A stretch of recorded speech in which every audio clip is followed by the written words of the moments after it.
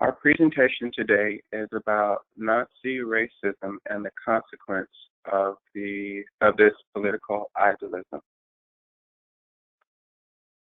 Nazi racism can be traced to the belief of social Darwinism as outlined by the renowned evolutionist Charles Darwin.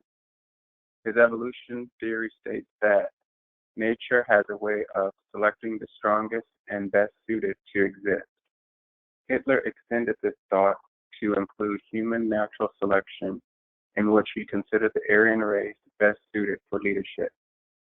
His intention was to progress the evolutionary progress to produce a superior race of Aryans to rule Germany and lead his nation into the future. In this train of thought, he identified the Aryans as the pinnacle of human existence. Underneath the Aryans were the honorary Aryans, which were the Japanese and the Western Europeans. It is interesting to note that Hitler was not considered Aryan, as he was short of stature and did not necessarily have the physical characteristics of an Aryan person. Underneath the Western European and the honorary Aryans were the Mediterranean Aryans. And at the very bottom were the subhumans, which were the Jews, the Gypsies, and others. Hitler uses propaganda in order to reach across Germany to indoctrinate the German people against people with mental or genetic abnormality. His propaganda expressed the importance of maintaining a superior race by castrating the weak or disabled populations to prevent them from tainting the gene pool. Lebensborn, aka the Fountain of Life program, was started to breed children from Nazi soldiers with women that were blonde hair, blue eyes, Nordic girls that had no trace of Jewish ancestry, in order to create this and control their superior race. They even kidnapped Polish children that fit their specific race criteria. Genetic cleansing is the most popular antic used by the Nazis to progress the agenda of genetic purification by exterminating the people Hitler considered the subhuman population.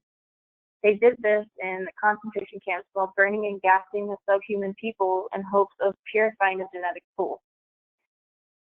There were over millions of physical casualties involved in the Holocaust, ranging from the Jewish population, Soviet prisoners, as well as Soviet civilians and gypsies. After the war, Europe fell to catastrophic economic depression. With the Nazis now gone and the European economy in shambles, the general populace were searching for others to blame for the economic predicament. Lebensborn children were mainly orphaned after the war ended. The ones that were not orphaned within Germany's limits were forced to flee for fear of retaliation from the populace, as it was discovered that they were the spawn of the Nazi soldiers and the result of the Germans trying to create a perfect race. They exemplified the perfect picture Hitler pressured to create.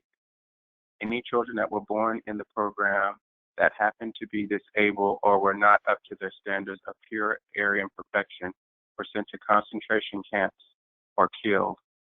After the war, Lebensborn children were often beaten and abused by foster parents that took them in. Other children beat up the Lebensborn children as they came to the realization of what the Lebensborn children were created for. In conclusion, we learned that Hitler spearheaded many atrocities most well known, such as the Holocaust, but little are known of the residual consequences of the Lebensborn children that were created to progress a political agenda and then abused and forgotten, left to find their place among their enemies.